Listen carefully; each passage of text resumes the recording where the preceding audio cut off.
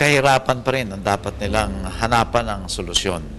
Poverty remains the main challenge to our leaders. So kinakailangan na meron silang mga panukalang batas na magre-resulta ng pagkakaroon ng maraming pagawaan dito sa ating bansa, mga industriya na makapagbibigay ng maraming trabaho sapagkat marami pa rin sa ating mga kababayan ay walang trabaho. Tanda ko sa gobyerno, 22 years. Akala ng mga tao, matanda na rin ako. We have to challenge ourselves. We have to challenge our people, especially the young. Ano ba ang tumatakbo ng isang estudyante? Bakit papasok sa isang pagiging aktivista? Well, Ano ba ang pinaglalaban nila? ay talaga naman ang bayan. Okay. Tao naman talaga ang magdadala ng kaunlaran. So kung ang kalidad ng tao ay mababa, ay yung kaunlaran mo mababa lang. Because we cannot excuse okay, ourselves gets. from not being involved. Kinakailangan ng kabataan. Okay po.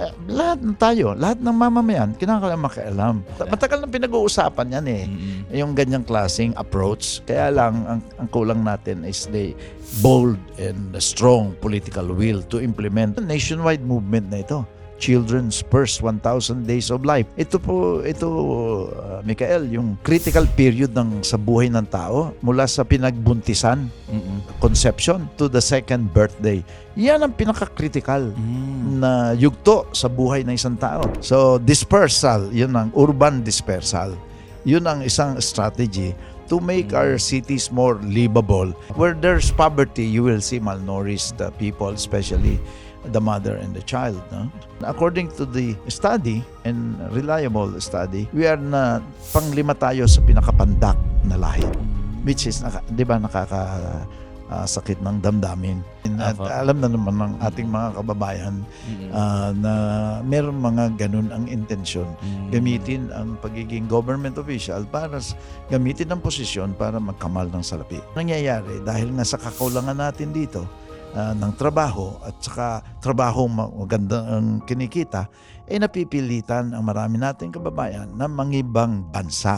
Huwag kakalimutan ng ating mamamayan, lalo-lalo na ang kabataan, ang pagmamahal sa bayan, sapagkat walang magmamahal sa Pilipinas kundi tayo mga Pilipino. We need good leaders in government, because leaders will make the difference.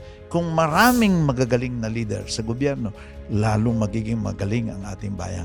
Ingay, politika na ito. Kung papansinin, madidepress ka talaga eh.